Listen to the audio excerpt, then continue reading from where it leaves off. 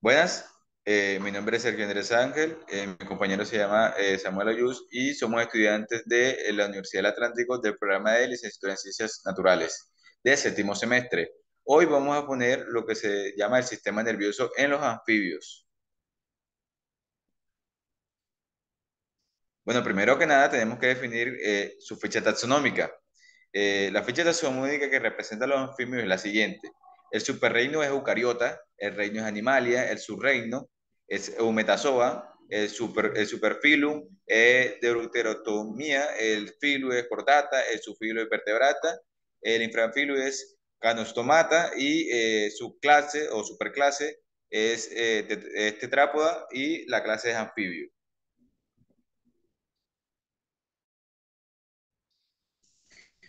Ok, también estos se clasifican en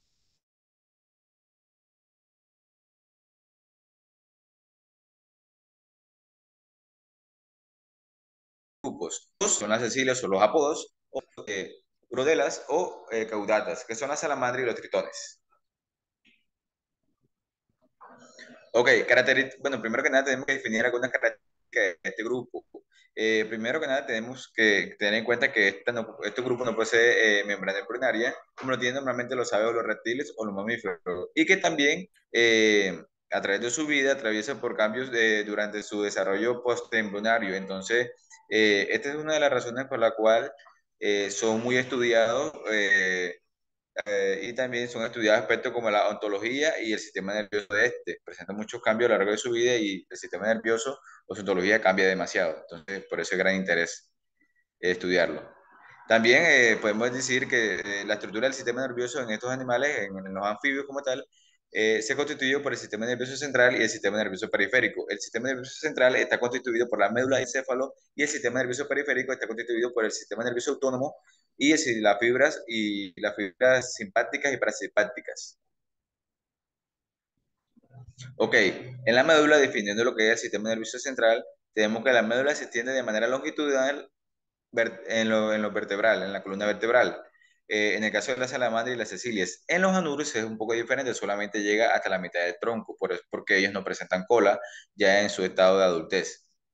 También, también eh, bueno, aquí podemos este diapositivo, vemos cómo está conformado. La médula solamente llega hasta el tronco, hasta la mitad del tronco, la médula espinal, y está conectado con el cerebro. El encéfalo. Bueno, el encéfalo tenemos que es el principal coordinador de los sentidos sensoriales y de la locomoción. Y al igual de la médula, está cubierto por conjunto de membranas que se denominan meninges. Como podemos ver en la imagen, tenemos un cerebro, un encéfalo de un anfibio, un cerebro de un mamífero y un cerebro de un ave. Y podemos distinguir varios aspectos que son similitudes y diferencias, como el órgano olfatorio, la médula, el cerebelo.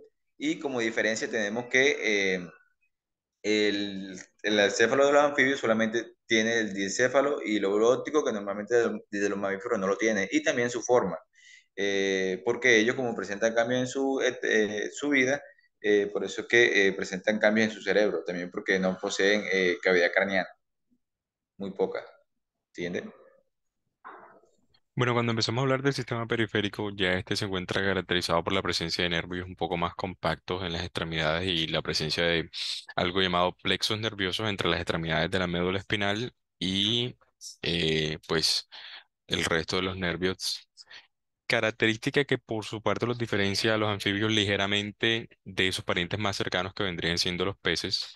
El sistema nervioso autónomo en los anfibios ya se encuentra un poco pues, más desarrollado, dejando unas claras divisiones del sistema nervioso simpático y parasimpático, pues estarán presentes en organismos un poco más evolucionados como lo son los hombres.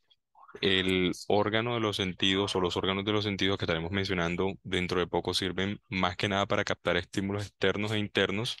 En esta parte, pues los receptores externos captarán estímulos externos, vale la redundancia, como la vista y el olfato, y pues simplemente receptores internos que estaremos viendo de manera más detallada más adelante. Antes de empezar a explicar estas partes, pues cabe destacar la presencia de una línea temporal que hace parte también del sistema nervioso periférico propia de animales acuáticos y que está totalmente ausente en estos tetrápodos, pues ya cuando están en su etapa de adultez o en su etapa terrestre. Esta se encuentra presente más que nada en las larvas y en algunos organismos que viven exclusivamente en el agua. Se trata básicamente de una serie de receptores a lo largo de la piel, situados a lo largo de la cabeza hasta el tronco, formando una línea que es capaz de percibir ya sea cambios en la corriente del agua, lo cual supone de gran ayuda para este tipo de organismos para la captura de su alimento o simplemente pues defensa de depredadores. Ahora, pasando ya más un poco a las partes que tenemos aquí en la diapositiva, que son mesencéfalo, lóbulo anterior, diencéfalo y lobo posterior.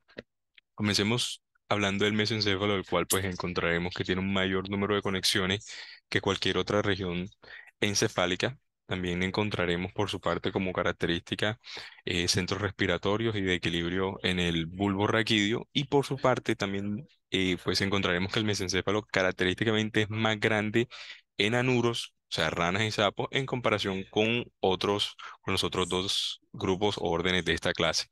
En cuanto al lóbulo anterior, podemos decir que cuenta con un hemisferio telencefálico o tubular con ventrículos laterales anchos, que estos son bastante prominentes en las cecilias, pues se extienden en sentido caudal, o sea, hacia donde está la cabeza. El diencéfalo, por su parte, presenta una porción caudal, como ya lo había dicho, más acercada a la cabeza del lóbulo anterior y tiene una forma de cilindro estrecho, pues esto hace parte del encéfalo, y que a su vez corresponde el sistema nervioso periférico. Yendo un poco más en esta línea del encéfalo y el sistema nervioso periférico, encontraremos también el lóbulo posterior, que cuenta con un cerebelo y un bulbo raquídeo, que se encuentran muy conservados en todos estos grupos de anfibios con un tamaño reducido, esto pues como adaptación evolutiva a su pequeño tamaño. Aquí podemos ver la división en tres en el encéfalo en sus primeros estadios embrionarios y luego una división en cinco del encéfalo, que era lo que yo comentaba: telencéfalo, diencéfalo, mesencéfalo, metoencéfalo y mediencéfalo. Aquí podemos simplemente ver estructuralmente la organización, la localización y el control, así como las funciones del sistema nervioso, tanto pues muy parecido del sistema nervioso de los humanos como el sistema nervioso de los anfibios. Cuando empezamos a hablar ya de los sentidos, primero el que hablaremos es el oído, pues estas estructuras están encargadas de la audición y varían mucho entre los distintos anfibios. Por ejemplo, podemos decir que en los anuros particularmente tiene muy bien desarrollado el oído, a pesar de que carecen pues de un oído externo u oreja. Sin embargo, sí tiene una membrana timpánica que es la responsable de la transmisión de sonidos de alta frecuencia. Luego, pues también tendremos el sentido de la visión, que sorprendentemente, pues las estructuras oculares están bien desarrolladas en los anuros, a excepción de las cecilias o las salamandras, pero esto puede deberse, pues, al entorno o a la adaptación evolutiva que ellas han tenido, que no necesitan o no requieren tanto de su visión o de sus lóbulos ópticos, simplemente pues dependerán más de receptores sensitivos que estarán en su dermis. Cuando hablamos ya del sentido del gusto, del tacto y del olfato, pues estos son sentidos que están bien desarrollados a nivel neuronal y a nivel sensitivo en los anuros. Existen papilas gustativas en la lengua, tanto de anuros como de himnofionas, y en el paladar encontraremos que hay una mucosa en la mandíbula y en el maxilar también encontraremos receptores táctiles que se encontrarán dispersos en toda la dermis, que era lo que mencionaba anteriormente, además del epitelio olfativo, que está bastante especializado, que cubre la mitad de la cavidad nasal, así como lo podemos observar en la segunda imagen que está ahí presente. Los nervios a nivel sensorial, a nivel de dermis y a nivel de olfato están muy bien desarrollados. Además de esto, encontraremos el tegumento o piel, que como les decía, a nivel de dermis, pues están muy desarrolladas estas características en los anfibios. El tegumento de los anfibios es sin duda uno de los sistemas orgánicos más importantes en las funciones de la piel, no solo a nivel de protección, sino que también es uno de los órganos sensoriales y juega un papel fundamental en la homeostasis, que es algo que hemos recalcado a lo largo de este curso, en la homeostasis hídrica y termorreguladora, en el reconocimiento también de sexos para el momento de la reproducción. Aunque la epidermis va a costar con varias capas de células, es considerablemente más delgada que en el resto de tetrápodos, pues esto se debe a la, como se mencionaba, es una capa muy sensible a cambios de temperatura. En esa misma línea, receptores sensoriales, pues además de la gran especialización que ya hablamos en los sentidos, los anfibios también poseen un gran órgano sensorial llamado órgano de Jacobson, que se compone pues de un par de vestigios o revestidos por una capa, que es más bien un epitelio, que están conectados a una cavidad nasal por el conducto inervado del encéfalo o pues simplemente están inervados en una rama del olfato del nervio olfativo. Ok, tenemos ahora el sistema nervioso humano versus el sistema nervioso de los anfibios, una comparación y similitudes de este. Primero tenemos que destacar que los dos sistemas nerviosos están constituidos por el sistema nervioso central y el sistema nervioso periférico, conformados por las mismas dos estructuras.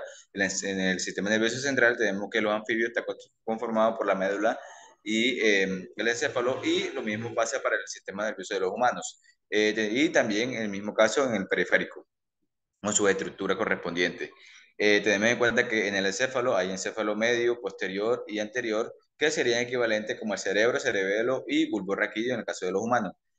También podemos distinguir que los anfibios tienen un poco más nervios craneales, un poco menos que los, y más de los humanos, y que pues esto también, el sistema nervioso de los seres humanos se diferencia en que no tienen lóbulo óptico ni diencéfalo.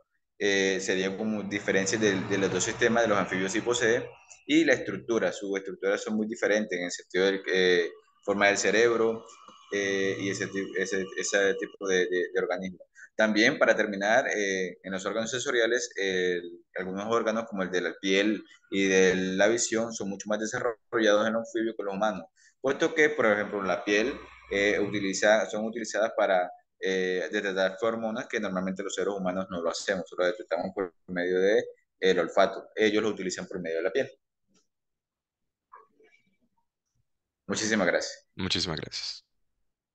Muestra